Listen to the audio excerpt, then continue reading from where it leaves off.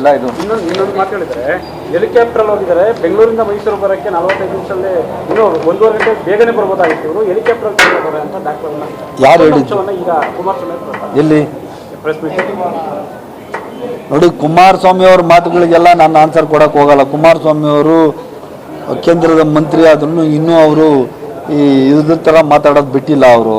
ಅವ್ರು ಯಾಕೆ ಈ ಥರ ಮಾತಾಡ್ತಾರೋ? ಅವ್ರು ಯಾವತ್ತು ಮೈಸೂರಿಗೆ ಹೋಗಲೇ ಇಲ್ವಾ ಹೆಲಿಕಾಪ್ಟ್ರಲ್ಲಿ? ಯಾವತ್ತು ಹೋಗಲೇ ಇಲ್ವಾ ಅವರು?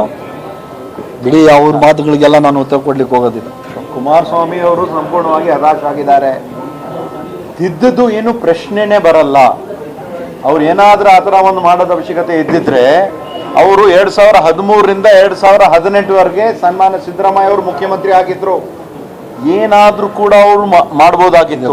ಅವರು ಕೋರ್ಟಲ್ಲಿ ಮ್ಯಾಟರ್ ಎಲ್ಲ ಸ್ಪಷ್ಟವಾಗಿ ಕೋರ್ಟಲ್ಲಿದೆ, ಇನ್ವೆಸ್ಟಿಗೇಷನ್ ಆಗ್ತಾ ಇದೆ ಸಂಪೂರ್ಣವಾಗಿ. ಇವಾಗ 29th ತನಕ ಇದ್ರ ಬಗ್ಗೆ ಯಾರು ಏನು ಚರ್ಚೆ ಮಾಡಬಾರ್ದಂತ ಕೋರ್ಟ್ ಅವರೇ ಹೇಳಿದ್ದಾರೆ.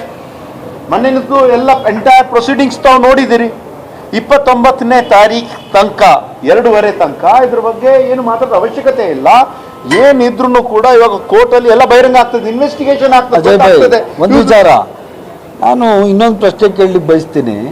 ಕುಮಾರಸ್ವಾಮಿ ಮತ್ತು ಯಾರೇ ಈ ಆರೋಪಗಳು ಮಾಡ್ತಾ ಇರೋರು, ನಿಮ್ದು ಏನು ದಾಖಲೆಗಳಿದ್ರೂ ನೀವು ಕೋರ್ಟಿಗೆ ಕೊಡಿಯಲ್ಲ. ನಿಮ್ದು ಏನು ದಾಖಲೆಗಳಿದ್ರೂ ಕಮಿಟಿ ರಚನೆ ಮಾಡಿದೀವಿ ಅಲ್ಲಿ ಕೊಡಿ. ಈ ಥರ ಕೂತ್ಕೊಂಡು ಸುಳ್ಳು ಮಾತಾಡಿ ಕೋರ್ಟನ್ನು ಕನ್ಫ್ಯೂಸ್ ಮಾಡೋ ಅಂಥದ್ದಕ್ಕೆ ಹೋಗಬೇಡಿ. ಮಾನ್ಯ ನ್ಯಾಯಾಧೀಶರಲ್ಲಾದ್ರೂ ನಂಬಿಕೆ ಇಡಿ.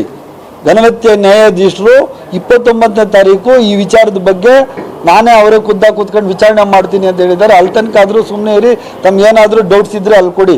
ಸುಮ್ಮನೆ ಈ ಥರ ಅಪಪ್ರಚಾರ ಮಾಡಿಕೊಂಡು ಸುಳ್ಳು ಸುದ್ದಿ ಮಾಡೋದ್ರಿಂದ ನೀವು ನಂಬಿಕೆ, ಈ ಜನಗಳಿಗೆ ಈಗಾಗಲೇ ನಂಬಿಕೆ ಹೋಗಿದ್ದು, ಇದ್ದಿದ್ದು ನಂಬಿಕೆ ಕಳ್ಕೊತೀರಾ.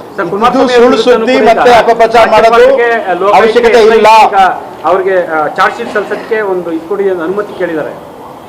ಅದನ್ನ ನೋಡಿ, ಈಗ ಚಾರ್ಜ್ ಶೀಟ್ ಸಲ್ಲಿಸೋಕ್ಕೆ ಈಗಾಗಲೇ SIT ಅವ್ರು ಕೇಳಿದ್ದಾರೆ. ರಾಜ್ಯಪಾಲರು ನಿರ್ಧಾರ ಮಾಡಲಿ. ಆ ನಿರ್ಧಾರದ ಮೇಲೆ ನಾವು ಪ್ರತಿಕ್ರಿಯೆ ಕೊಡ್ತೀವಿ ಆದ್ಮೇಲೆ.